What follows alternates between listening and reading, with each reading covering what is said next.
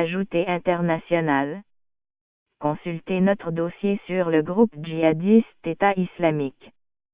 La Russie revendique désormais la victoire contre le groupe djihadiste État islamique en Syrie, aux grandes dames de la coalition internationale qui dénonce une réécriture de l'histoire et met en garde contre un excès de triomphalisme. La mission de l'armée russe est accomplie, le territoire syrien est totalement libéré des combattants de cette organisation terroriste, proclame le ministère russe de la Défense.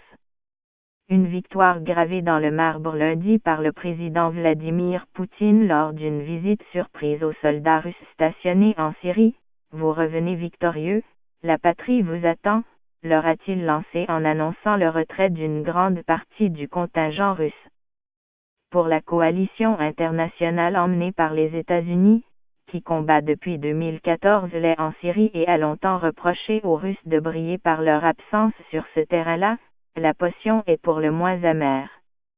Je trouve parfois un peu étonnant que la Russie s'approprie la victoire contre Daesh, acronyme arabe de lait, a ironisé le chef de la diplomatie française, Jean-Yves Le Drian, qui fut ministre de la Défense au plus fort des opérations. Cette guerre contre Daesh, Baker Aluminium Assad, les Russes et les Iraniens y sont quand même venus très tard, il ne faudrait pas qu'ils se donnent des éloges pour des actions qu'ils n'ont pas commises, a-t-il plaidé. Redorer son blason, les forces du régime de Damas, appuyées par l'aviation russe et des milices pro-iraniennes, ont repris en novembre les 2 derniers centres urbains encore tenus par les Deir ez-Zor et Boukamal, dans l'est du pays. En octobre, les forces démocratiques syriennes, FDS, une alliance kurdo-arabe soutenue par la coalition, avaient décroché la première grande victoire en reconquérant la capitale autoproclamée de Raqqa, après 11 mois d'offensive.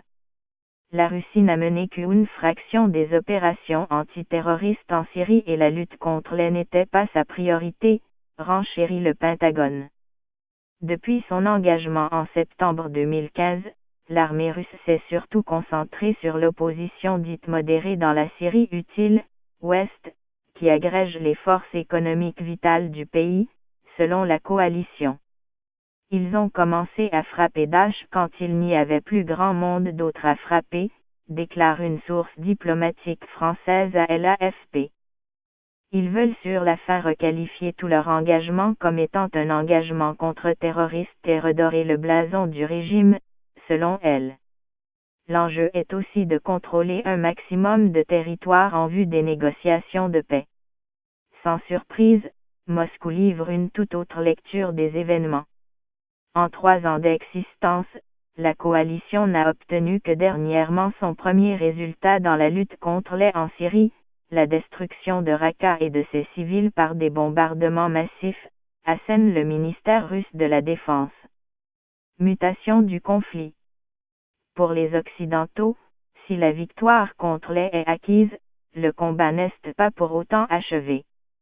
À la frontière avec l'Irak, les opérations vont se poursuivre jusqu'à fin février, prévient le président français Emmanuel Macron.